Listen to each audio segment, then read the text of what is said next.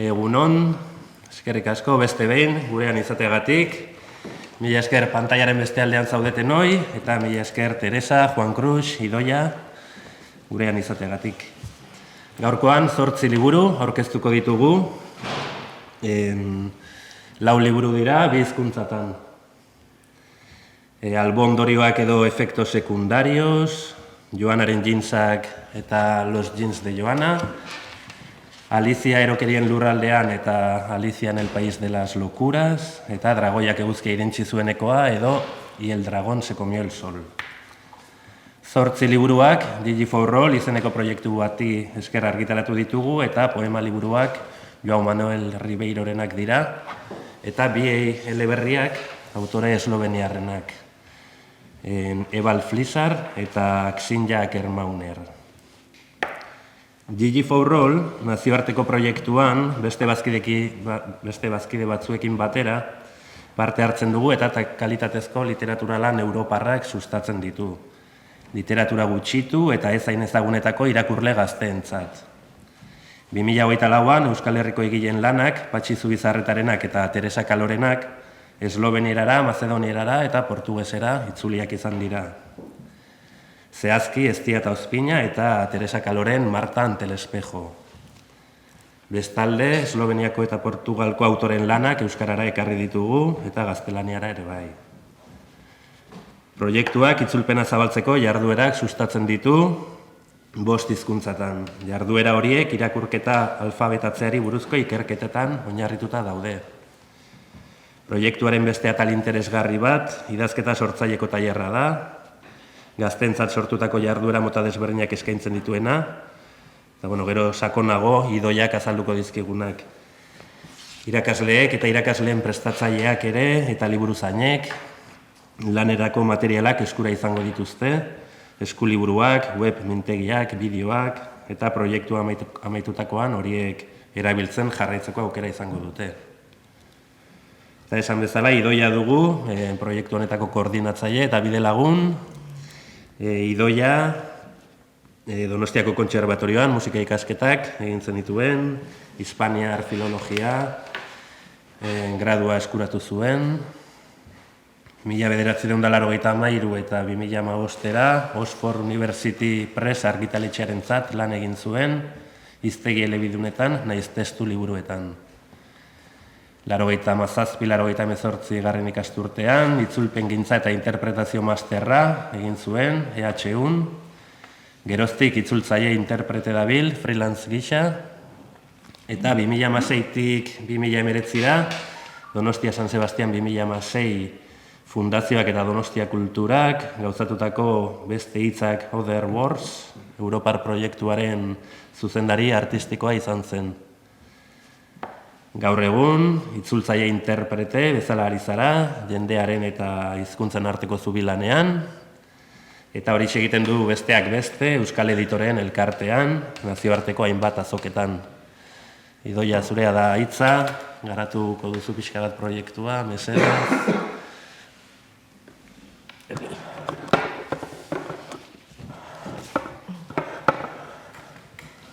Bai, balaxe da, egunon denoi. Hortantxe gabiltza Digi4Roll izeneko proiektu hau ekarri baitzigun Jorge Jimenez Betxek bere garaian, 2022an ekarri ere, eta geroztik, hori hortxe gabiltza, opari bat ekarri zigun Jorgeek eta erronka handi bat ere bai. Eta opari bat diotz bere garaian arrakasta handia izandako proiektu bat eskaini zigun. Eslovenian, Sodognost eta Malintz argitaletxeek abian jarri zuten duela 7 urteia da, eta esan bezala oso harrera ona izan zuen proiektu honek, ez bakarrik ikastetxeetan, baita liburuzainen artean ere. Ze proiektu hau aurrera eramateko modu bat baino gehiago dago, guk oraingoz ikastetxeetan eskaini dugu, baina badaude beste testu inguru batzuetan garatzeko aukera ere badago. Eta horretan txeari gara, gure lankideek, proiektua sortu zutenek, urtero 6 liburu irakurtzen dituzte. Beraien gazteek 6 liburu irakurtzen dituzte. Ze hain zuzen ere horretara bideratuta dago proiektu hau. liburuak erakargarri egiteko modu bat aurkitu zuten bere garaian, pixka bat gaming deitzen zaion atal horri garrantzia emanez. Gaming zer da? Gaming da pixkat bideo jokoen eta estetika hori daukaten osagai batzuk, elementu batzuk sartzea. Gure proiektuaren izenburua horixe da, GG for all, good games for all. Alegia, joko onak, egokiak denontzat. Eta ze forma hartzen du? Irakurketa lehiaketa batena. Azkenean gazteak beraien artean lehiatu egiten dira, baina lehiatzeko liburu batzuk irakurri behar dituzte, hoien izenburuak asmatu, gero guk iradokitutako horrelako ataza batzuk ebatzi behar dituzte, gero foro batzuk ere eskaintzen dizkiegu beraien artean hitz egiteko, eta gero eskatzen diegu ahal den neurrian ahalik eta modu sortzaileenean jarduteko azken atazak edo egiterakoan, direla bideoak edo idazlanak edo horrelako gauzak. Eta pixka bat nik uste hori dela. Oso garrantzitsua da guretzat hori guztia horrelako inguru seguru batean egitea gazteek. Horregatik plataforma baten bidez egiten da hau, garai batean abiatu ginenean Classcraft zen plataforma hori, eta benetan oso deigarria zen estetikaren aldetik eta lehen aipatutako gaming osagai hoiei zegokienez. Orain Moodle erabiltzen hasi gara, ezinbestean Classcraft bukatu zelako. Baina Moodleen ere saiatu gara pixka bat irudi hori mantentzen. Erakargarri egiten zaielako gaztei. Baina guretzat oso garrantzitsua da. Horregatik, gaztek ez dituzte beraien izenak erabiltzen, abizenak, emailak eta ez. Sortzen dute email berezi bat proiektu honetarako, eta gero abatarrak aukeratzen dituzte. Eta ez izenak aukeratzen dituzte baita ere, beraien taldeari izena emateko. Izan ere, hau beti taldeka egiten da. 3 laguneko taldeek lehiatzen dute beraien artean. Bai? Eta hori da pixka bat, nahi baduzue, dinamika zehatza. Aipatu nahi nuke baita ere, joan den urtean joan den ikasturtean, 23-24 ikasturtean, pilotaje bat egin genuela, hemen, Gipuzkoan jesuitinaz ikastetxearekin, eta euskerazko taldeak Patxi Zubizarretaren eztia eta ozpina landu zuen horrela. Eta egia esan oso pilotaje polita izan zen. Izugarrizko suerte izan genuen aukeratutako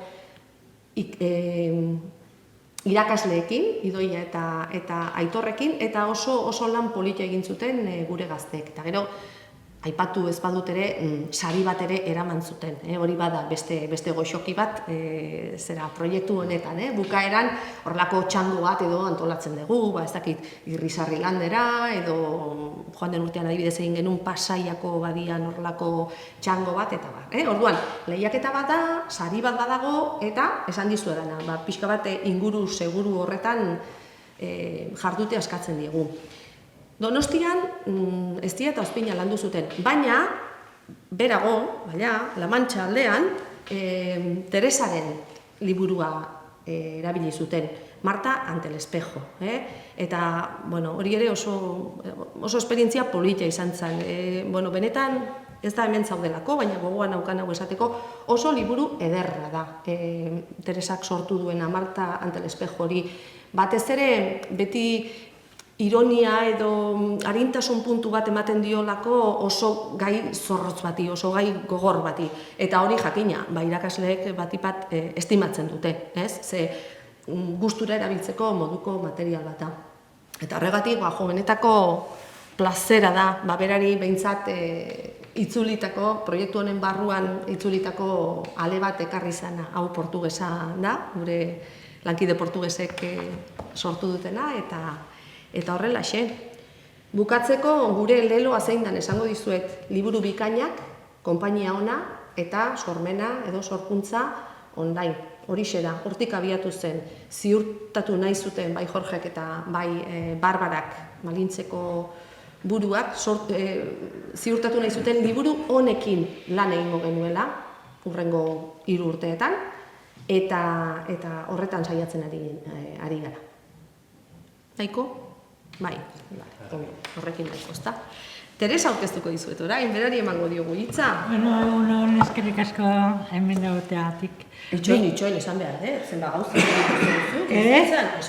Zuri buruzko gauza batzuk esan beharko ditu. Bale, esan. Bai, ezagutzen dugu sobra ere Teresa, baina, bera aktorea, antzerkigilea eta gidoilaria da. 19 urte zituela abiatu zen orain taldean, mundu honetan, eta, obra batzuk aipatzearren, Mentiras, Entre líneas, Ai Manolo, Serantes saria irabazitakoa, El día en que inventé tu nombre, Donostia hiria saria jaso zuena, eta bar. Jaun eta jabe, Maite, Goenkale eta beste zenbait telesailetan gidoilari aritu da bera. Eta, orain baldin baduzu, konta iguzu, mesedez liburu honek. Martarena. Hori, bai. Bueno, Martarena kasu berezia izan da. Jarraituko naiz erderaz, porque si no voy a meter mucho la pata. Yo cuando escribí este libro, siempre me había llamado mucho la atención. Cuando yo era profe de inglés teníamos una chica que yo no sabía qué le pasaba. Es la primera vez que oí yo lo de la anorexia. Te estoy hablando cuando yo soy más vieja que la isla, cuando tocaban con violín a rancho. Y siempre me ha llamado la atención, ¿no? Como ese punto agresivo contra uno mismo, ¿no? Y luego, conocí más casos y siempre era un tema como que me picaba, ¿no? Que me decía algo y empecé a escribir como una novelita, pero luego se convirtió en un monólogo, ¿no?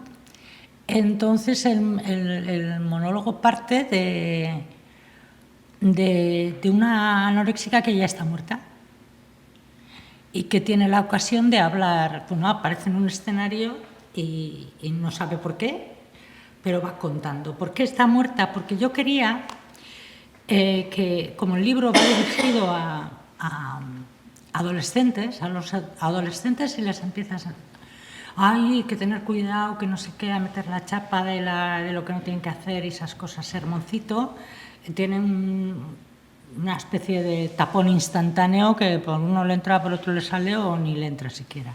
Entonces yo quería que hubiera humor, ¿no? Que hubiera un poco de provocación. Entonces, ¿quién podía hacer humor sobre este tema tan terrorífico? Pues alguien que ya no lo siente, pero que lo ha sentido y lo habla desde lejos. O sea, ahora que está muerta y que ya no tiene la enfermedad, puede empezar a decir, pues ya no estaba... A ver, o sea, a mí no, qué manía con que me pasaba algo, ¿no? Por ejemplo, a lo mejor sí le pasaba, por si no, porque no me he tenido que morir con 17 años. Cosas así, cosas como que tienen que ver con el humor, para terminar, cuando ya todos están jiji, jaja, mira qué cachondeo, que se están riendo de esto, acabar con el zarpazo, que es que ya no hay más. Ya no hay más, cuando ya he acabado de hablar, se van las luces. ¿Dónde están mis amigos? ¿Dónde está mi vida? ¿Dónde está mi música? ¿Dónde está todo, ¿no? Cuando estaba en esta fase, una medio prima mía gallega me dijo, ¿qué estás a hacer? Y tal, y no sé qué. Y el caso es que, se lo mandé y él apareció primero en gallego. Y después, estando aquí, dije, vamos a ver, si está en gallego, ¿por qué no está en euskera? Entonces hablé con dime tú. Michel Murga. Con Michel, sí, y a partir de Michel con... Jorge. Primero con... ¿cómo era? Con Elcar, ¿no? Con Elcar y dije, esto no se puede traducir y tal. Y me dije, no, pero tiene que ser novela, no monólogo. Digo, no, pues se puede leer como una novela, es lo que es. Bueno, al final me aceptaron y salió en euskera. Entonces yo tenía la obra original en el cajón y estaba en gallego y en euskera y me parecía estupendo, pero no hacía gracia. Y cuando me llamó Jorge para pedirme que participara en otra colección, que escribiera otro texto, digo, pensaba que le ibas a llamar por este tema. ¿Y por qué? Digo, porque en castellano no ha salido. Y me dice, una cosa no quita la otra, mándanosla. Y a Jorge le gustó mucho la historia. y entonces decidieron publicarla y gracias a eso, pues está ahora no solo ya en castellano, sino en portugués y va a estar, o está ya, esloveno y macedonio. Con lo cual, yo que siempre he dicho que este libro, a ver, los libros no curan a nadie, ¿no? Pero si estás muy mal.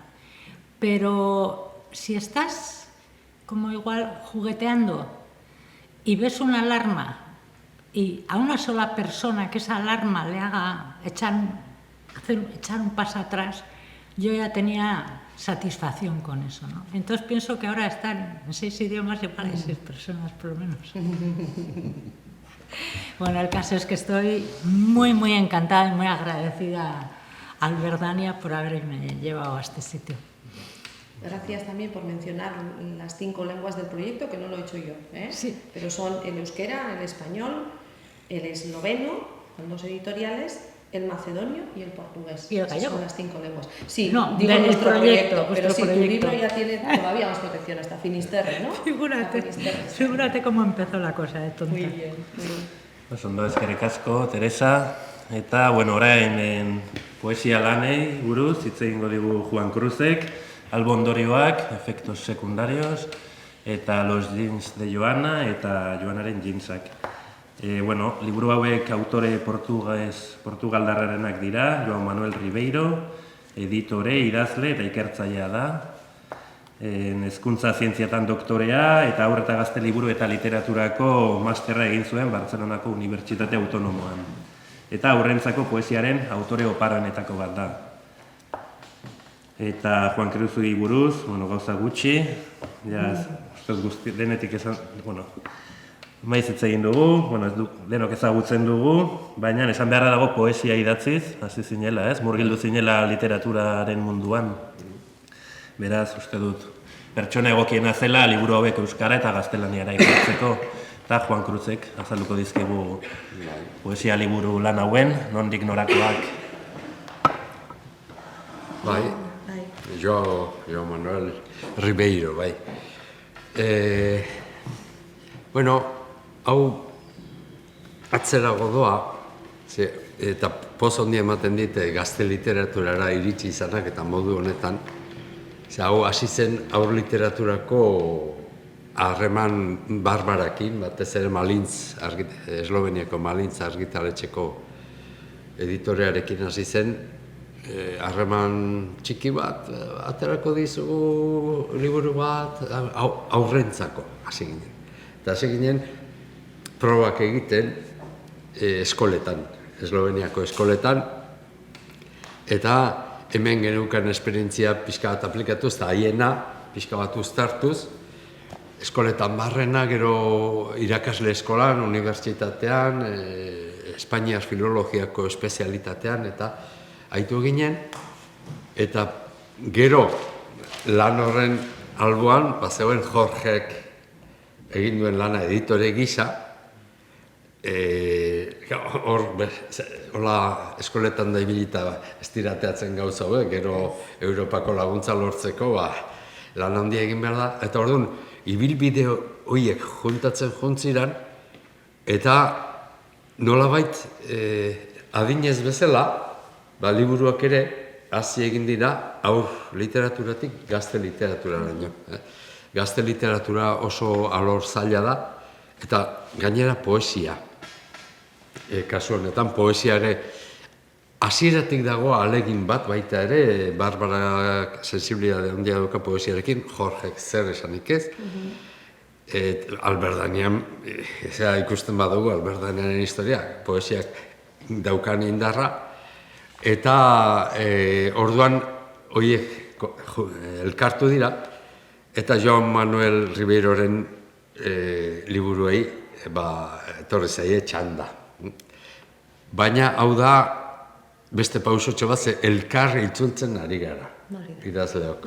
Elkar itzultzen ari gara, tartean daude laguntzaileak, itzultzaile profesionala idoia bezalakoak, eta Barbara itzultzaile profesionala da, eta orduan laguntza izugarria da. Orduan, bi liburu hauen biak oso antzekoa dira. Iaia izan zitezken liburu batean 2 kapitulu, ez? Eta bietan dago ahalegin bat, normalean, modu askotara egin daiteke gaztentzako poesia, eta da gazte bati ahotsa emanez. Eta beste bat da atxona, ze honek atxonaren adina du, atxona batek gazte bati begiratuz. Eta haren sensibilitate irakurriz. Eta nik hori ikusten dut hemen. Naiz eta batzuetan gaztearen ahotsa ematen duen, segituen ikusten atxonaren begiradatik, eta orduan, atxonak ikusten du nola erabiltzen duen internet etengabe gazteak, eta sartzen du interneteko erreferentziak eta hizkuntza etengabe poemetan. Deskribatzen ari delako gazte horren sentsibilitate. Oso enfoke polita iruditu zaitez. Eta orduan, hori, ez dakitu hain, zera poema adibideak, oso adibidezun, eguneroko bizitzako adibidea dira. Frutak, piku lehorrak, martxikak, aranak, denbora daramate sukaldeko mahai gainean. Fruitu onduak dira, zorutik gertu dagoen bihotza bezala. Jak, holako mahai gainean dauzkan gauzakin egiten du, eta gero emozio bat edo sentipen bat, gazte baten emozio sentipen bat adierazten du. Tengabe, esan beharra dago baita ere ilustrazioak oso bitxiak direla, txuri beltzean, oso bereziak eta irudigile oso famatu batenak gainera, estilo oso berezia duena. Oin izan ez dakit, baina hor dago. Pablo Stoker, Brasildarra. Brasildarra da, baina zeran bizi da. Hau ez dut ezagutzen, ilustratzailean. Bai, erreparatzen badiozue, gero ikusiko dituzue, baina dira oso estilo berezikoa, eta gero hemen irakurriko duzue. Ze aintzatespen daukan mundu horretan irudigilen. Berarekin ez dut izan harremanik. Joaquin bai, baina berarekin ez. Eta gero, hemen berriz, zean Joanaren jeans eta berriz, soil dago. Hori da. Eta oso interesgarria da baita ere, gaur egun irudiarekin gehiagikeria bat daukagulako, eta tarteka komeni da gazteak edo aurrak irudiak buruan egin ditzan. Eta poesia irudiz betea dagoenez, ipuin bat ere bai, baina poesiak irudien bilduma osatzen dituenez, aukera handia ematen du gazteak berak bere buruan irudiak egin ditzan. Eta ez da editorearen alperkeria bat, hori erronka bada, eta gaur egun pedagogoek asko estimatzen dutena gainera. Hori egin beharrekotzat, gero eta gehiago ari da entzuten hori, irudiak bai, irudi lasaiak, bombardak eta izugarria dago irudiarekin, orduan irudia mantxotzea adibidez, horrelako ilustrazioekin irudia mantxotu egiten da, hau poliki sartzen da, poliki, album batekin poliki sartzen da, eta buruko frekuentziak lasaitu egiten dira, hori oso importantea da. Zu haitu arazo psikologiko ez da hitz egiten, anorexiaz eta bar, arazo psikologiko askoren oinarrean dago, iturrian dago, buruaren zurrunbilo ikaragarria. Hori mantxotzeak bakarrik terapia egiten du. Eta gero irudia kendu eta zuk zeure irudia. Hori oso nolabait zure nortasuna finkatzeko eta halako originaltasun bat edo emateko zure barruan. Gero, pixka bat, ondori hori baitauka, horrelako literaturak.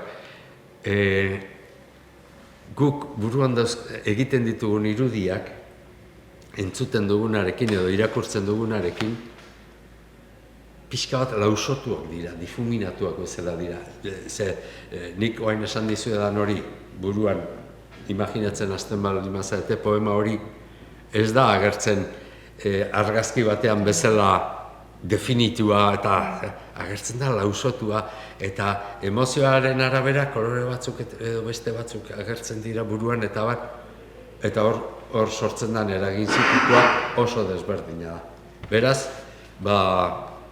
horretaz asko hitz egin dugu Barbararekin ere, haiek erabiltzen dute batez ere txikien materiala dislexikoa diren umeentzat ere prestatzen dute. Beraz, sensibilitate handia dago proiektu hauen atzean, dabilen jendea irakasle Eslovenian ezagutu ditut irakasle batzuk, txundigarriak nola egiten duten lana, eta jartzen dizkitzute 200 haur, inolako builik eta egin gabe, eta denak, ez makina, goxo, baina isilik eta zata. Orduan, badago hor ahalegin eta sentsibilitate berezi bat, eta horrela poesia landu daiteke. Hemen ere egiten ditugu lako gauzak, 200 umekin oaindikan gehixio kostatzen da. Atzo egin genuen bat, zean Gasteizen, musikaren laguntzaz eta ondo jontzat. Orduan, giro horretan, ari saiakera bat da, hau, sensibilitate artistikoa, sensibilitate poetikoa, literarioa landuz, baita ere, pertsonen baretasun pixka bat bultzatzen, pertsonen umeen, gazteen baretasun pixka bat. Zenbat ikasten den zurekin beti, Juan Cruz. Pentsatzen ari naiz, justu esan dezun hori, pixkat barrenak baretuta, igual hitz egiterakoan ere pixkat baretzen jungo gara. Aldatu egiten da. Hemen kazetaria dauzkagu horrean eta mundu honetan ja kasi ezinezkoa da gazteei eta helduei jarraitzea hitz egiten duten. Bai? Jendaurrean ere bai, ezta? Eta behar bada hori ekarriko du bai. Orain dago, zera oso modan dago, unuzko pasatu da, orain dara 3 hilabete mintzan modan zagoen, 17 segundoko bideoak. Ke horror, hori zan, gaztea 14-15 urtekin 17 segundo. Gero beste bat. Eta horrek zer egiten dizu? Zuk ez duzu pentsatzen du makinak, zuri ematen dizkitzu horiek eta horien arabera funtzionatzen du zure buruak. Eta hainbeste laudatu izan dugun espiritu kritikoa gure gaztaruan, orain espiritu kritikoa bai buila egin daulako gauza pai, baina buruakin landu behar da. Espiritu kritikoa, lasaitu egin behar da, irakurri, pentsatu eta konparatzeko denbora bat hartu behar duzu, lasai, ideiak, ez zera, irudiak azkar. Horiek, eta horrelako literaturak hori bultzatzen du, eta pozgarria da, badirela gazteak eta ez bat eta ez bi, asko, nik uste kontsolatu bezala egiten direla, gaina horrelako gauzekin, goxatu, gero bidaiatxo bat bali madao, hori emango diogu, pozik emango diogu. Eta zuk aipatu duzu, gure liburuak ere horretarako prestatuta daude, diseinatuta daude dislexia dutenek erraz jarrai ezaten. Hori bada aldagai bat, esan nahi dut, elementu bat baita ere, gure talde osoa argitaratzen ari dan horretan, argitaratzen ari dan liburuetan, izan ere prestakuntza saioak ere egiten ditugu proiektuaren barruan eta gai bat izan zen dislexia dutenentzako nola prestatu liburuak, zuriguneak, letratipoa, horrelako gauzak. Jo, hier gehiagik hitz egiten egia, ez? Animo. Bueno, ni orain autore esloveniarren liburuei buruz, azalpen txiki bat. Euskaratuak izan dira Patxi Zubizarreta eta Gerardo Markuleta batik. Mikro. Euskarazko itzulpenak, eleberrienak, Gerardo Markuleta eta Patxi Zubizarretarenak dira. Eta gaztelaniara David Herederok, ekarri du Y el dragón se comió el sol, eta Barbara Pregelirekin batera, Alicia en el país de las locuras.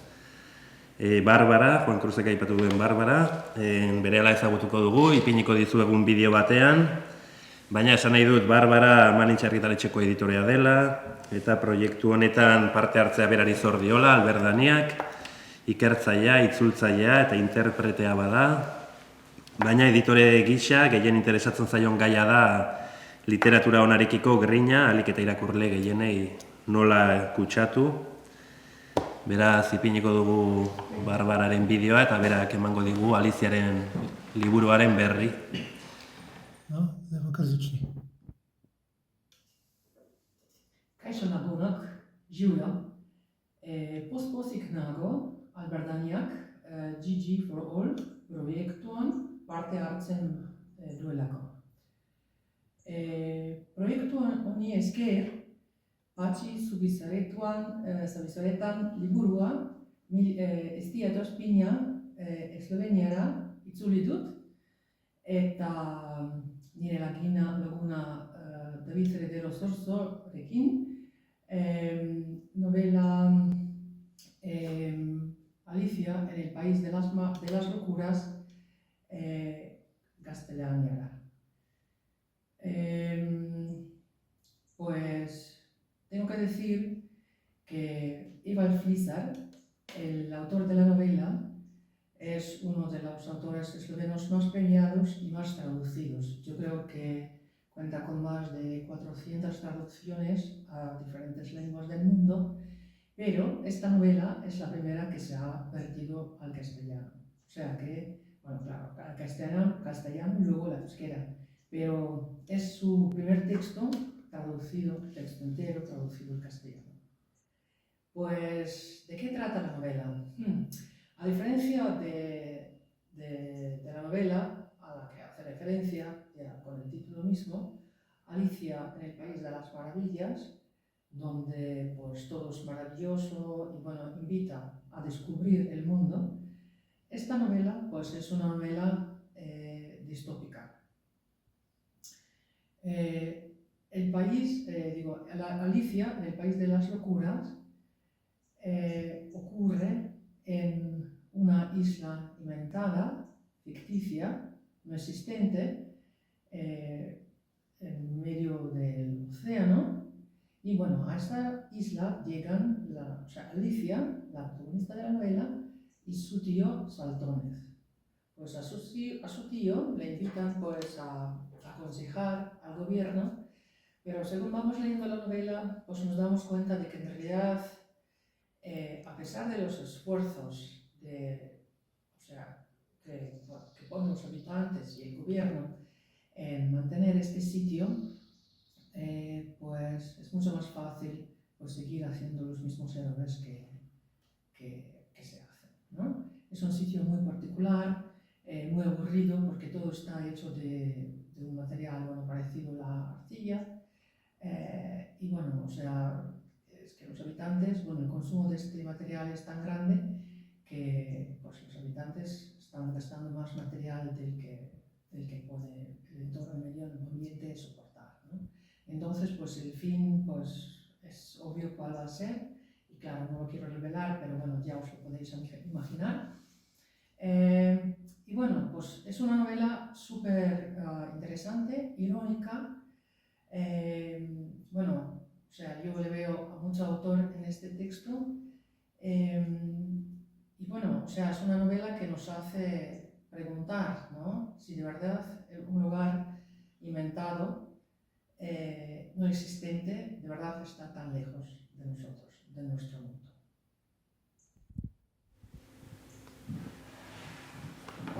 Hori Mexikotik bihali du, ez?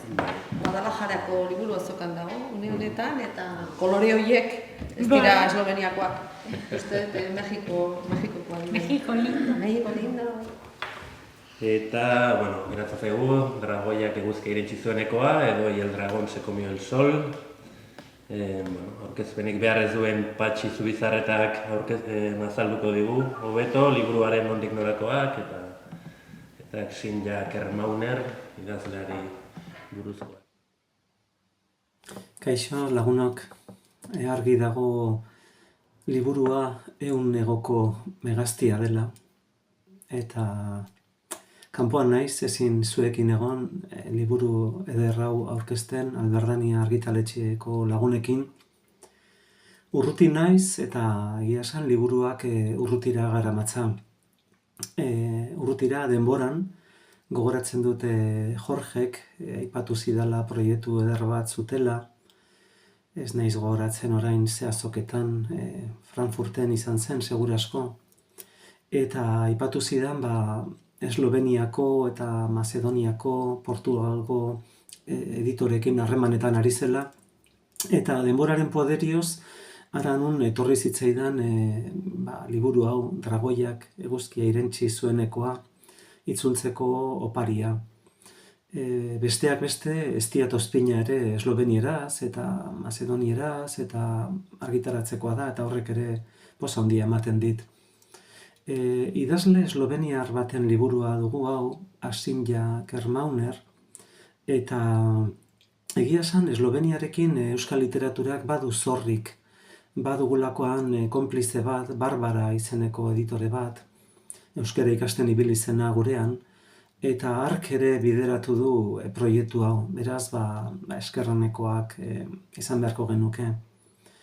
Dragoiak eguzkia irentsi zuenekoa. Poza handiagoa da,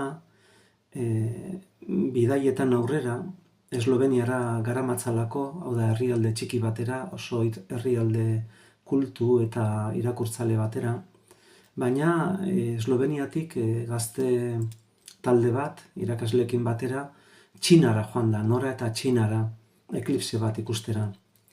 Kontua da, Txina ere gurean, Eslovenia bezala ez dela oso presente izan, gogoratzen naiz Rafa Egiguren izan dugula behar bada beste bitartekari bat, ezta? Txinera ikasi, Txineratik itzuli, Txinara eraman gintuen bere novela batzuekin.